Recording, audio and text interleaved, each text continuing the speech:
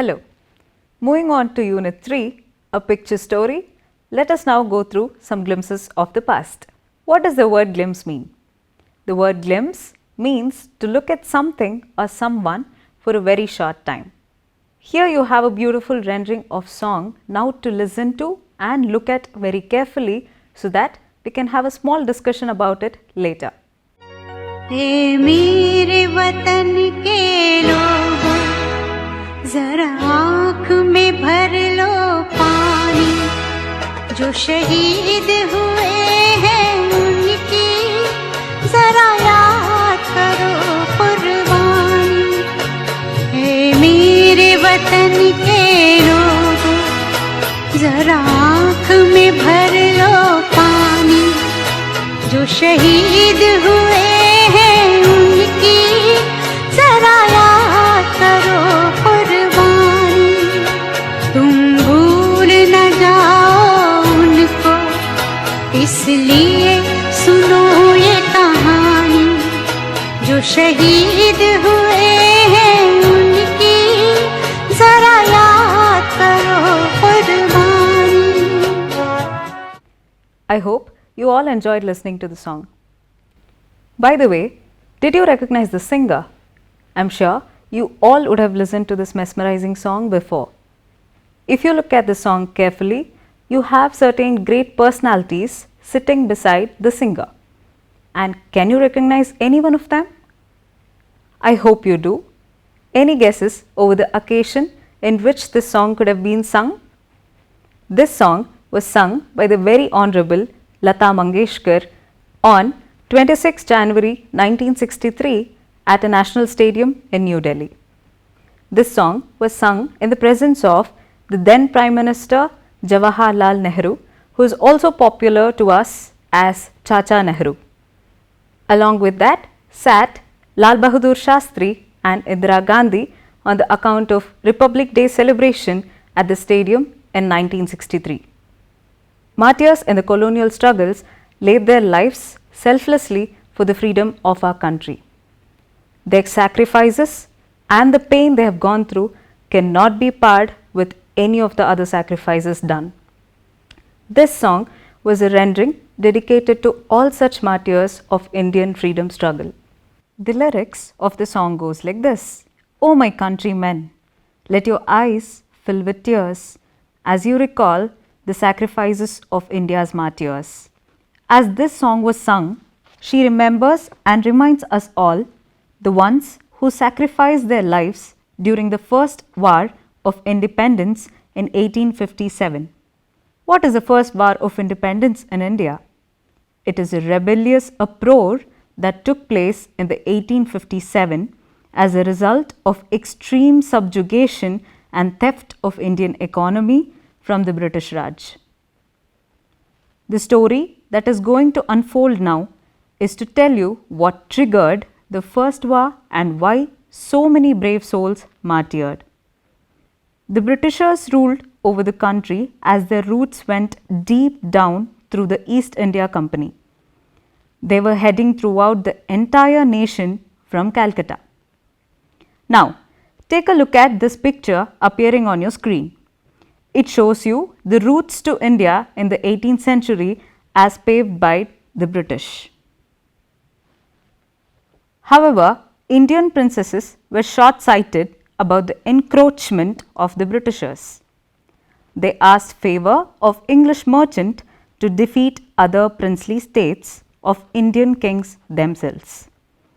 Enmity amongst princely states of India helped the Britishers to spread their wings. Tipu Sultan, also popularly known as the Tiger of Mysore, is remembered for a number of administrative innovations during his rule, including a new land revenue system which initiated the growth of the Mysore silk industry. Tipu Sultan, celebrated as a hero of colonial resistance, was defeated and killed in the Fourth Anglo-Mysore War by the forces of the British East India Company. There were unrest amongst common people for losing their lovable ruler.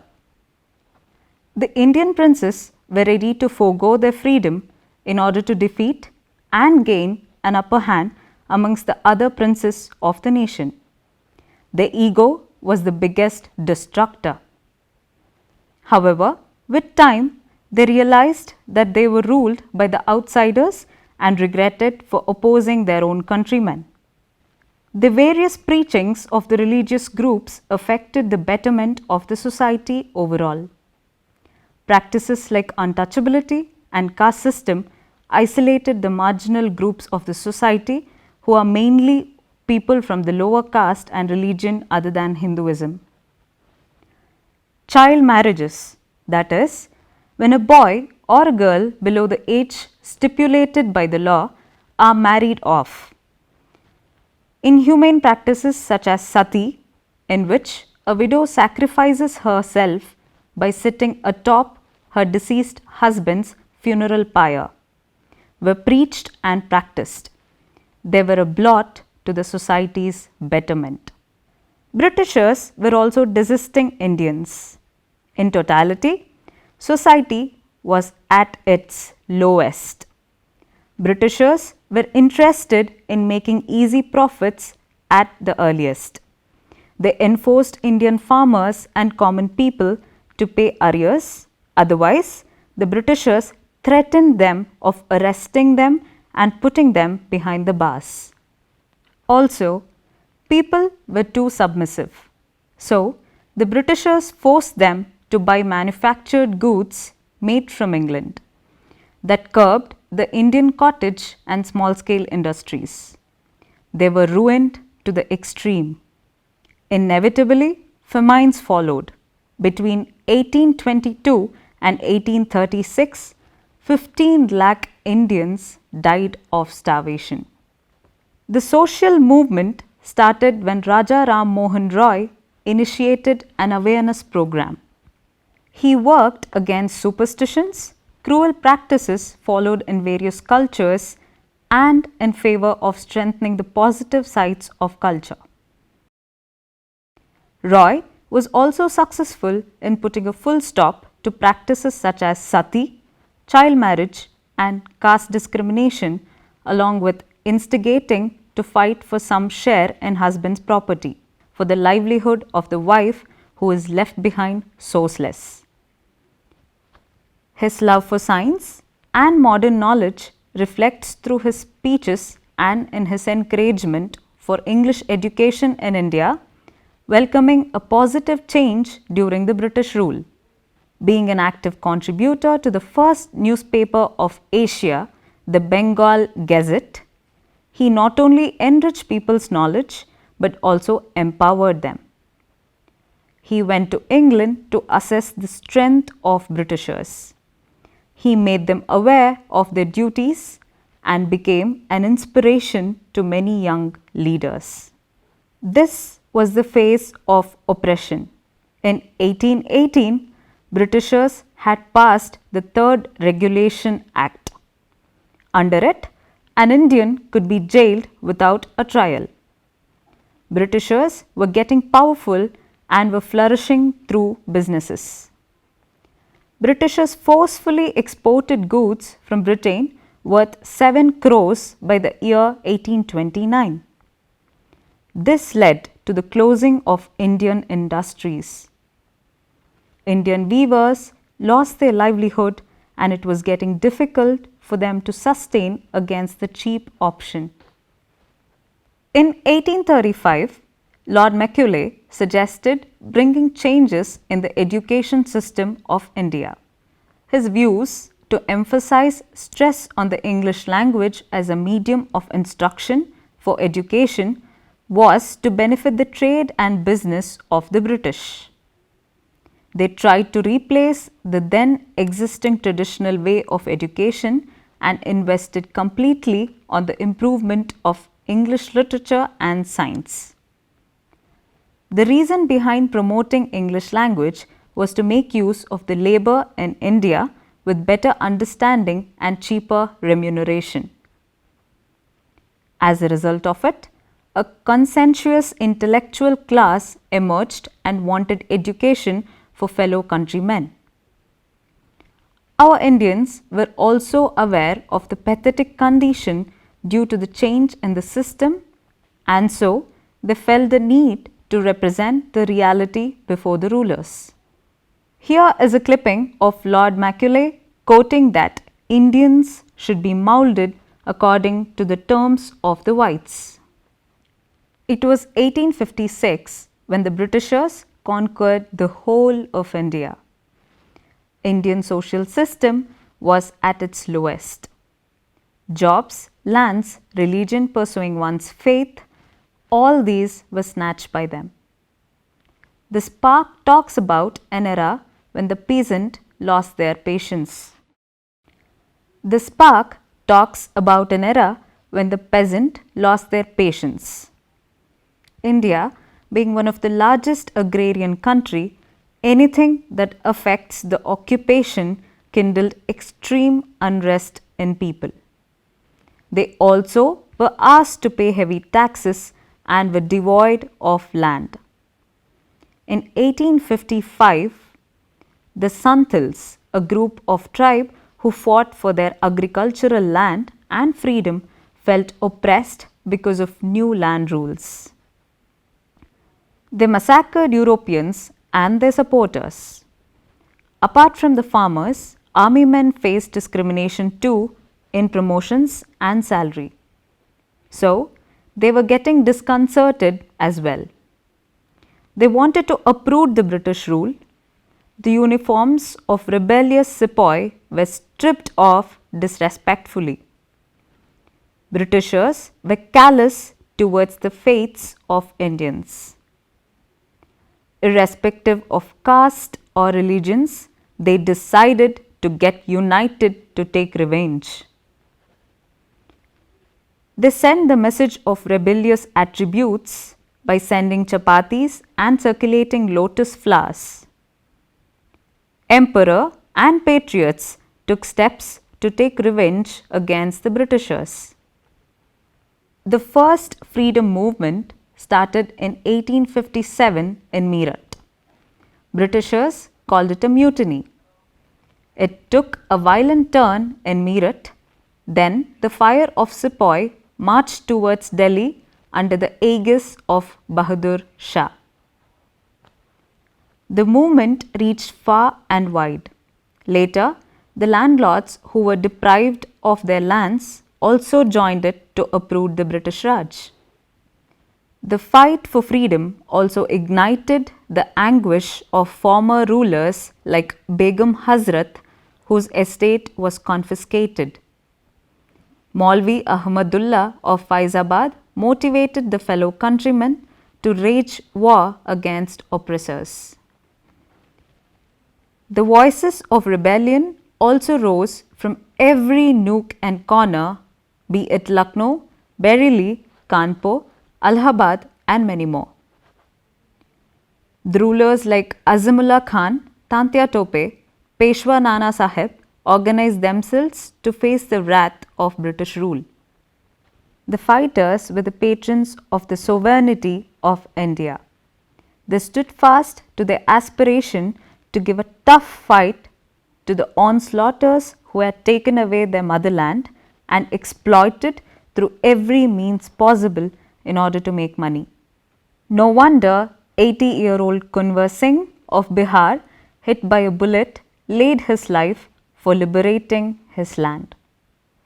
Look at the comprehension check appearing on your screen now of page 45.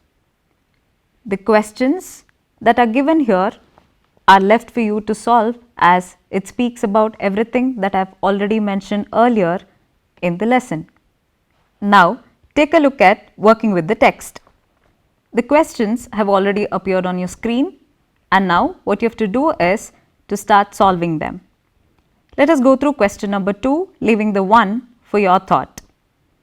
Question 2 goes like this: how did the East India Company subdue the Indian princesses? And the answer for it: the East India Company spread their wings in India to promote their trade.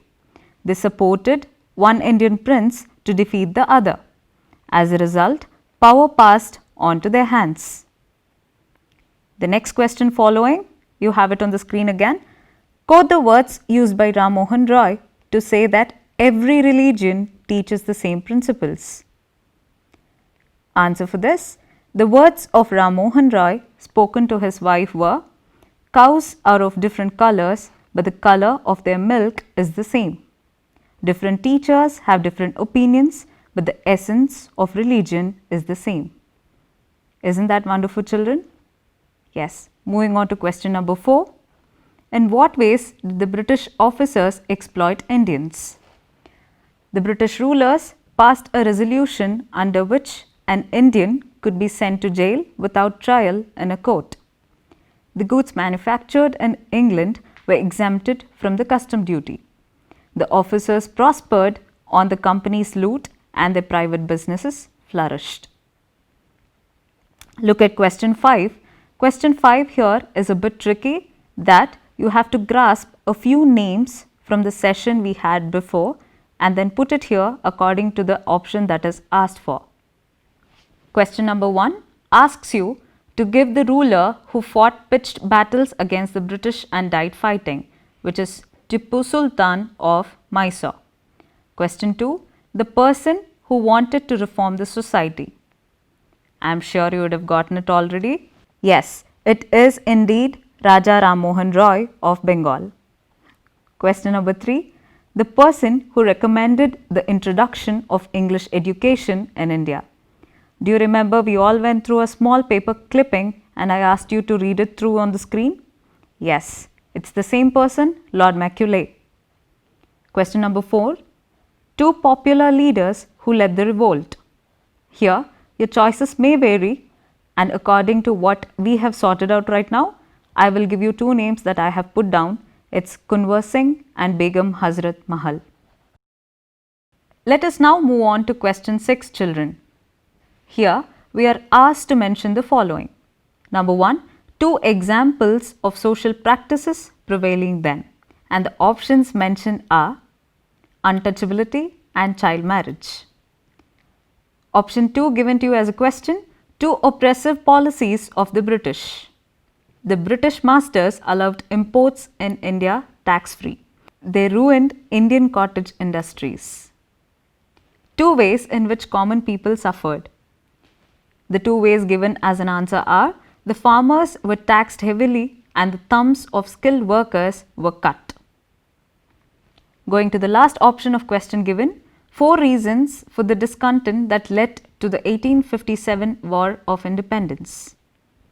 Here, I will give the 3 options of answers to you and ask you to write one yourself. Option A, Santals who lost their land became desperate and they revolted. Option B, the sepoys in the English army were paid much less than the white soldiers. So, they were discontented and angry. Option C, many landlords were so because of the British policies deprived them of their land and estate. Now, as I already mentioned, you have a task to find the last option of answer yourself. Let us now move to working with the language. Here, we have a simple distinction between the 2 sorts of narratives mentioned in the picture story. That is, in comics, what the characters speak is put in bubbles. As you see in the picture, the one which is bubbled, the dialogue in which it is bubbled, is a direct narration. When we report what the characters speak, that is, when you are trying to narrate about the incident that has a dialogue, we use the method of indirect narration. Here, study these examples on the screen and work the other questions yourself. The answers to the questions are put up on your screen for a brief check. Let us move on to something very interesting now. That is, making you write and work is an interesting part for all of us teachers. Look at the pictures given in pages 47 and 48. I am sure you all would have come across this fable in your childhood.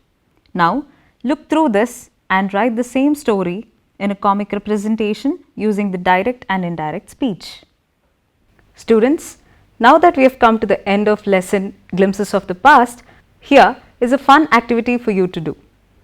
Here is an extra reading for you to do so that you get to think out of the box. Go through the news article clipping on page 49 for you to realize why comical reading of a history is very important in the English classroom. Here is a fun activity to make you experience the fun of bubble writing. Create a comic of your own from any of the fables or tales that you have read during your childhood. It's time for us to end the session now. I hope you all enjoyed a ride through the glorious past of India. Until we meet you in the next session, see you all, children.